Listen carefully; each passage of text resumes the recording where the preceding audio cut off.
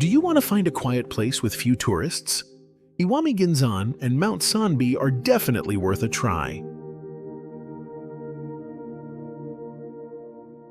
It only takes a few hours by train and bus from Hiroshima, and you'll have 2 days to explore the old Omori town. Soak in Yunotsu hot spring. Have fresh fish for breakfast right at the port. Visit Moriyama Pottery Studio and hike Mount Sanbe while listening to cicadas in an ancient forest. In this travel documentary, I'll share every detail from how to get there, ticket prices, places to eat, and what to see, so you can confidently plan your own 2-day itinerary.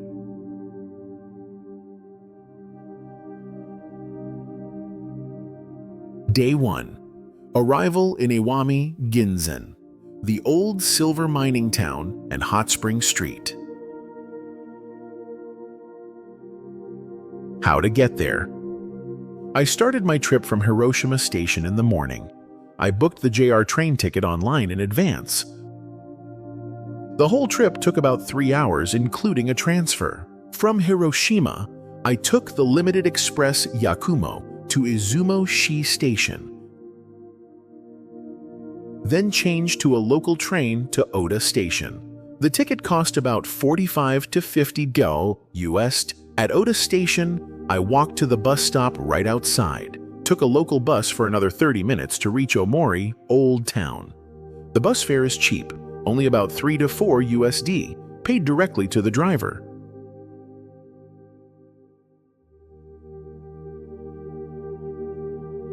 Exploring Iwami Ginzan. Arriving at Iwami Ginzan, my first impression was a very quiet street lined with old wooden houses close together. Dark orange roof tiles faded with time, but still neat and clean.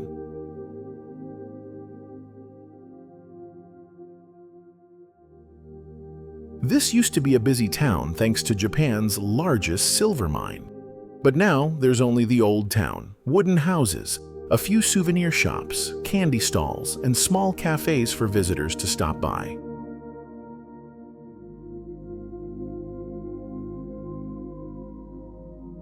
I started walking from the main gate at the entrance of Omori Street. On both sides were 2-story wooden houses with orange tiles and timber walls. In front of each house was a small flower bed, and some had handmade signs sharing the mine's history. Walking along the street, I spotted Jizo statues with red hats and knitted scarves. These statues guard the mine entrance, and people usually clasp their hands to greet them.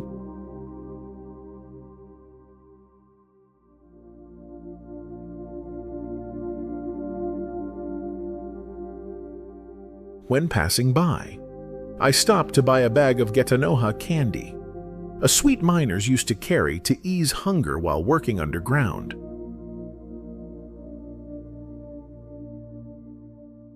On the way, I turned into Ryugenji Mabu Silver Mine Tunnel. This is an old tunnel preserved so visitors can imagine how silver mining used to be. The entrance is small, the tunnel is damp inside, and the rock walls still show pickaxe marks. I walked a short stretch reading the info boards along the tunnel about how miners worked, carrying oil lamps and hand picks to chip out ore. Walking through the tunnel only takes about 20 minutes, but it's enough to feel how tough silver mining used to be.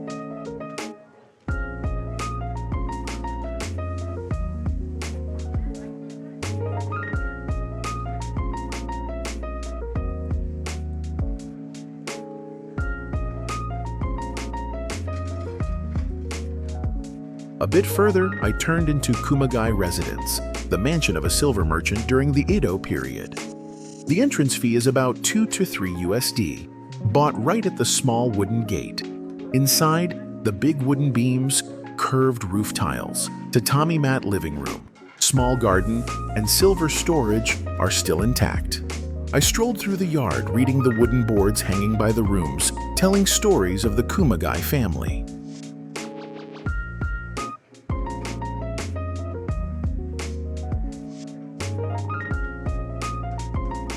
After visiting the Kumagai residence, I stopped by the Iwami Ginzan library. This library was originally a private house that was renovated. Inside, it's divided into 3 sections. One for old books, one as a cafe, and one with long tables for people to work. The old wooden beams are still on the walls. I ordered a hot coffee and sat by the window looking out at the street.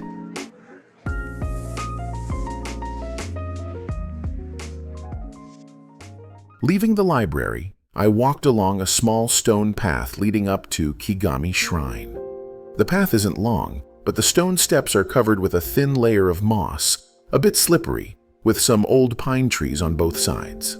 At the shrine gate, I saw a simple wooden gate painted red, but faded, with a wooden sign carved with the shrine's name in old-style script. Passing through the gate, I walked along the stone walkway.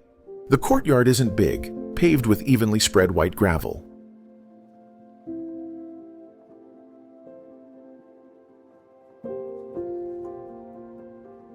Right beside the courtyard, there's a small well with a wooden roof above it. Inside, the wooden ceiling is carved with a dragon. Visitors often stand in the middle of the hall, clasp their hands, and clap lightly to hear the echo. I tried too.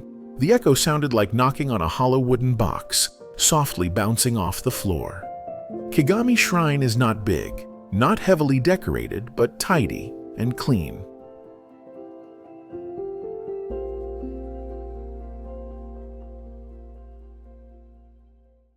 I went back to town and stopped at Gunendo, a small, family-style eatery.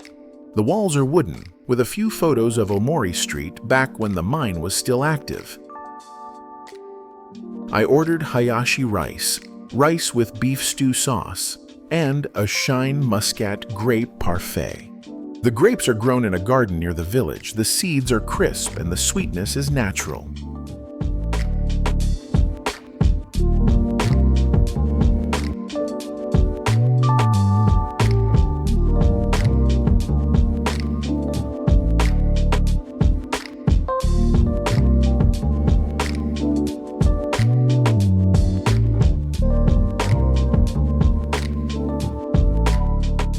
I caught a bus to Yunotsu Onsen Yakushiyu, about 20 minutes from Omori town. This hot spring is over 100 years old. The bathtubs are lined with stones, and the bottom is coated with an ivory white mineral layer.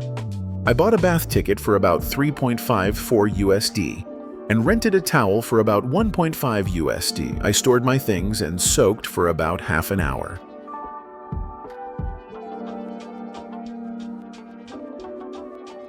Near the bath, there's a small workshop where guests can try fermenting seasonings.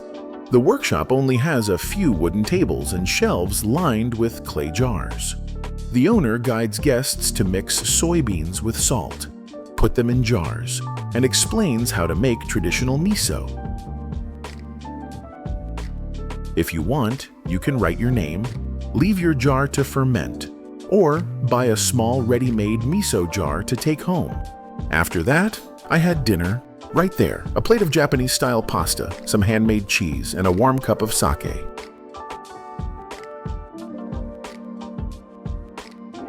I went back to Yururi Inn, located right on Omori Street. Yururi is a small inn in a traditional Japanese house style.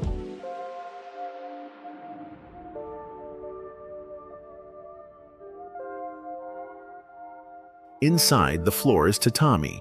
The room has only a neatly folded white futon mattress, and in the corner, there's a low tea table with 2 floor chairs. The walls are still sliding paper doors, opening to a view of a backyard garden with a small stream running through. The inn isn't luxurious, but very clean, with a room price around $80–90 USD per night. Before sleeping,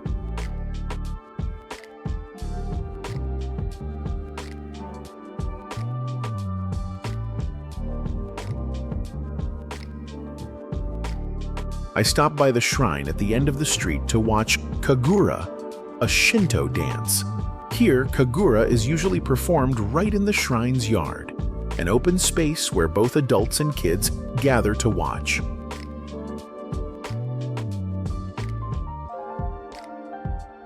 The performers wear masks, hold paper fans, and dance to drums and flutes. The performance is based on Japanese mythology. The highlight is the Great Serpent scene, a giant snake winding around the stage, drums pounding, performers wielding swords, and light smoke drifting around the yard. The story tells about the god Izumo and deities protecting the land and the old silver mine.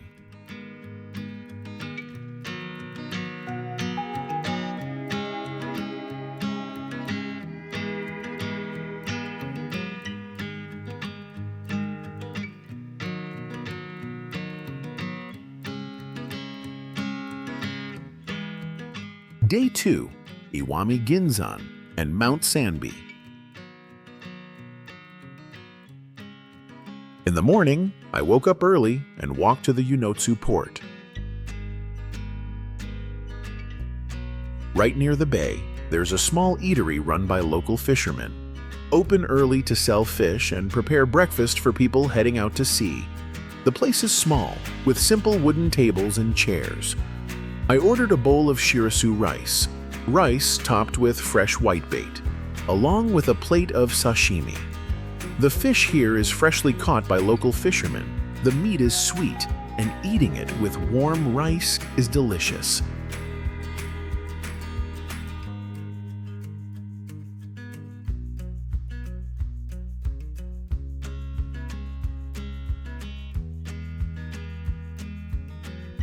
After eating, I stopped by a nearby pottery studio. The studio isn't big, just a wooden house with a tiled roof, inside filled with cups, bowls, and teapots. In one corner, I saw a potter sitting at a wheel. His hands were covered in clay, shaping and trimming excess bits with a small knife. Next to him, another person carefully glazed the pieces and arranged them on shelves to be fired in the kiln out back. The kiln is made of bricks, and light smoke drifted up past the tiled roof.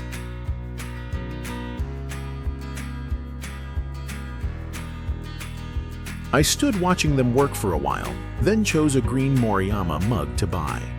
The owner said the green color comes from tree ash around the mountain, giving the glaze a simple look and a solid feel. Next, I took a bus to the base of Mt. Sanbe. The mountain isn't very high, but is known for the ancient forest buried underneath over 4,000 years ago by a volcanic eruption.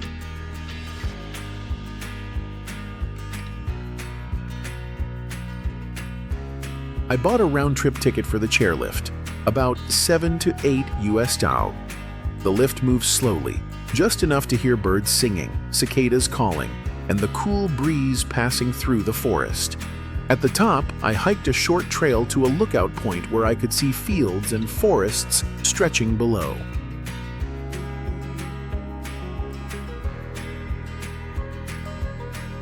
Coming down, I stopped at Sanbe Mountain Station, a small rest area that sells snacks and souvenirs. I tried the cold tonkatsu with tea poured over it. The fried pork is served cold, then hot green tea is poured on top when eating, so the meat's rich flavor gets lighter, replaced by the fresh taste of tea. Easy to eat.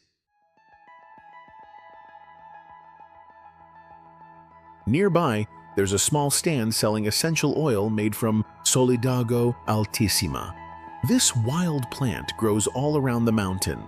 Locals harvest and distill it into oil, soap, and sachets. I bought a small bottle of mild scented oil to put in my bag to help me sleep better.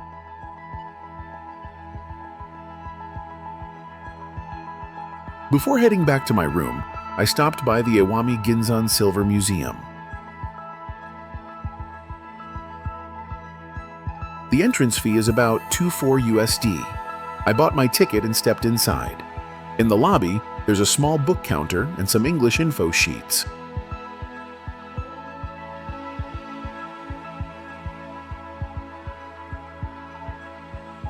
Walking further in, I saw rooms neatly arranged. In one area, picks, oil lamps, and wooden shovels that miners used to dig tunnels were hanging. In another, there were pieces of leftover silver ore with a board explaining how silver was once refined by hand.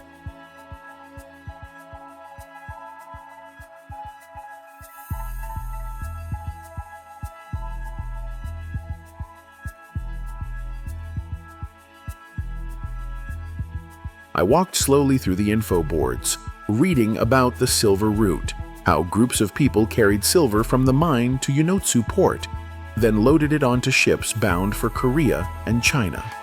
The museum isn't big, but the information is clear. A 30-40 minute visit is enough to understand why this place once thrived thanks to silver mining.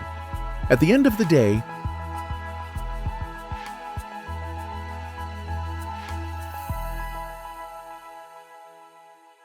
I found a small book cafe tucked in an alley near the hot spring. It only has a few wooden tables, with shelves full of old books about Iwami Ginzan. I ordered a cup of hot tea and sat looking at old photos of silver miners. I stayed a bit longer, finished my tea, then stood up and headed back to the inn. Back in my room, I took a hot bath and rested early to get ready for the next leg of the trip.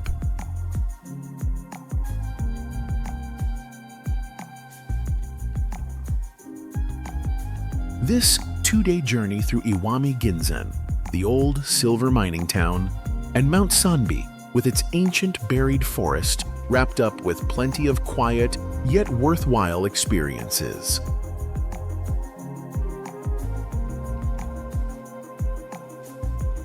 Omori Wooden Street, a fresh fish breakfast in Yunotsu, Yakushiu Hot Spring, Moriyama Pottery Studio, Sanbe Chairlift, and the forest's cicada song.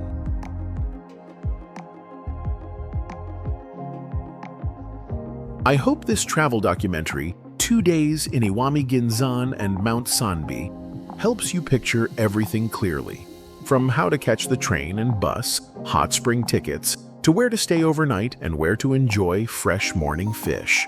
An old place just a few hours from Hiroshima, perfect for a change of pace, soaking in a hot spring, watching Kagura dance, or going up Mount Sanbe to see the forest. If you find this itinerary useful, don't forget to hit subscribe and turn on the bell so you won't miss the next travel vlogs. Real trips that help you feel ready to pack your own bag and go.